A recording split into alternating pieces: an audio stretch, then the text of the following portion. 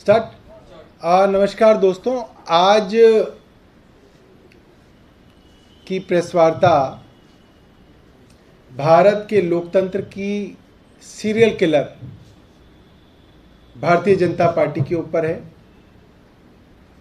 और आज जब हम विधायकों को खरीदकर सरकार गिराकर नई सरकारें बनाने की बात कर रहे हैं, तो मुझे खुद ऐसा लग रहा है कि ये क्या बड़ी बात है। आप समझिए कि आज इस देश के अंदर लोकतंत्र की क्या हालत हो गई है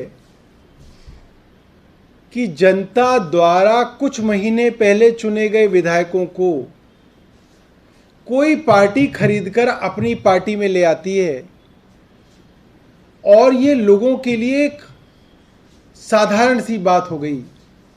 इतनी उदासीनता हमारे लोकतंत्र के अंदर आज आ गई है। 6 महीने पहले गोवा के अंदर भारतीय जनता पार्टी और कांग्रेस ने आमने सामने चुनाव लड़ा है, आप समझिए इस बात को। और लोगों ने जिन कांग्रेस के विधायकों को खरीदा वो ये कह के खरीदा, माफ कीजिएगा, जनता ने कांग्रेस के जिन विधायकों को वोट दिया, देखिए मेरे जुबान पे भी खरीदा आ गया, क्योंकि अब विधायकों को चुनने से ज्यादा विधायकों को खरीदना ज्यादा अब जो है चर्चा में आ गया। मतलब जनता ने जिन कांग्रेस के विधायकों को वोट दिया वो इसलिए दिया कि वो बीजेपी को नहीं वोट देना चाहते, वो बीजेपी को नहीं चाहते, वो बीजेपी की सरकार से खुश नहीं है, इसलिए उन्होंने कांग्रेस को वोट दिया और कांग्रेस को वोट देकर जिताया। और आज कांग्रेस के 8 विधायक भारतीय जनता पार्टी में चले गए। ये कोई साधारण बात नहीं है देश के लोकतंत्र के लिए। 6 महीने पहले चर्च में, मंदिर में, मस्जिद में, दरगाह में कसम खाने के बाद कांग्रेस के विधायक बीजेपी में चले गए। सोचिए ये क्या जनता के साथ धोखा हो रहा है।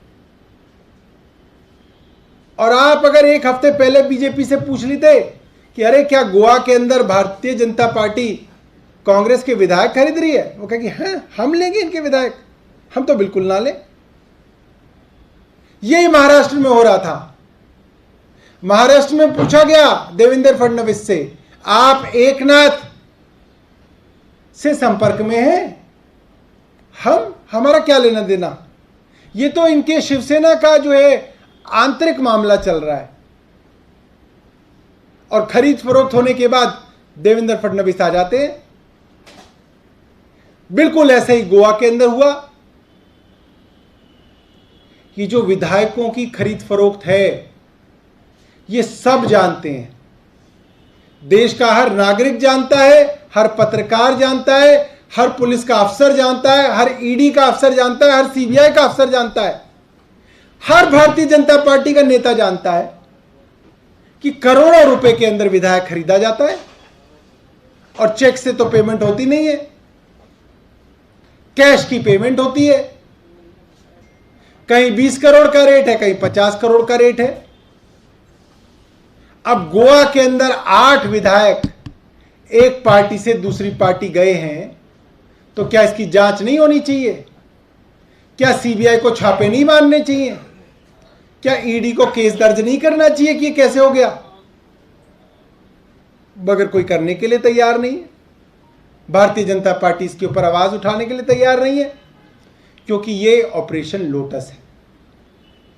और यही operation lotus Bharatiya Janata party ने दिल्ली के अंदर कोशिश की।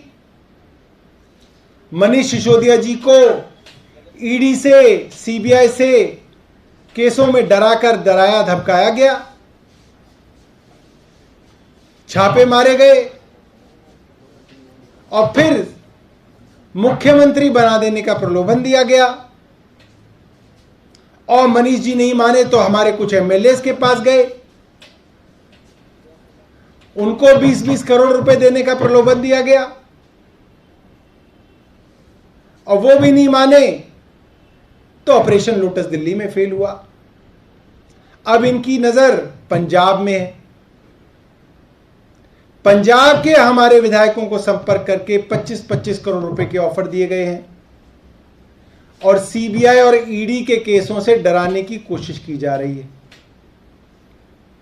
हमारे पंजाब के विधायक वहां के डीजीपी से मिलकर इसकी औपचारिक शिकायत देंगे। सीबीआई को भी हमने शिकायत दी, मगर आप देखिए सीबीआई ने अब तक उसमें कोई जांच नहीं शुरू की। हमने सीबीआई को भी शिकायत की कि पूरे हिंदुस्तान के अंदर जिस तरीके से भारतीय जनता पार्टी विधायकों की खरीद फरोख्त करती है, ईडी और सीबीआई से विधायकों को धमकाकर उनको अपनी तरफ लाती है, इसकी जांच होनी चाहिए। कोई जांच अभी तक सीबीआई ने दर्ज नहीं की है, कोई जांच अभी तक शुरू नहीं की है। मैं सिर्फ ये कहना चाहता हूं कि आज हिंदुस्तान के अंदर अगर भारतीय जनता पार्टी किसी से डरती है तो अरविंद केजरीवाल से डरती है।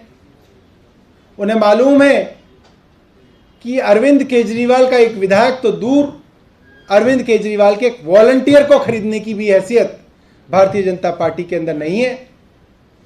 और हम दोबारा से ये मांग करते हैं कि सीबीआई इसकी जांच करे, किस तरीके से दिल्ली के अंदर, पंजाब के अंदर इतना करोड़ों रुपए का कैश भारतीय जनता पार्टी के पास है।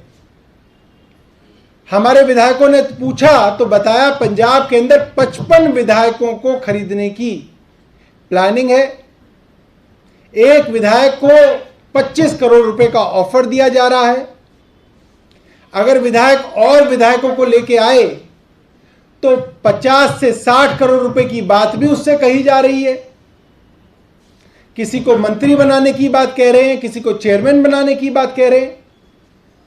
और इस पैसे को ही जोड़ लिया जाए 25 करोड़ 55 विधायकों के नाम से तो 1375 करोड़ रुपए बनते हैं।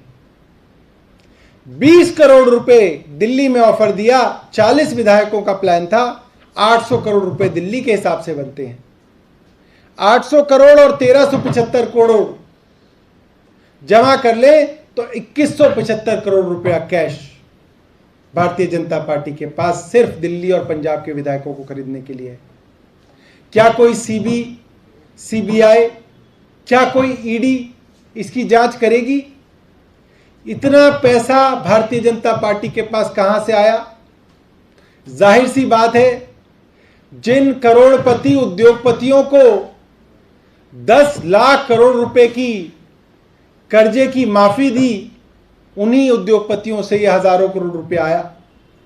क्या इस देश के अंदर सीबीआई और ईडी की जांच करेगी? हम ये जानना चाहते हैं और ये दोबारा बताना चाहते हैं कि भारतीय जनता पार्टी हर कोशिश कर ले, दिल्ली हो या पंजाब हो, जहां जहां अपोजिशन के अंदर आम आदमी पार्टी होगी, अपोजिशन का एक भी विधायक वो नहीं तोड़ पाएंगे और operation lotus Bharatiya Janata party का फेल होगा। बहुत बहुत धन्यवाद।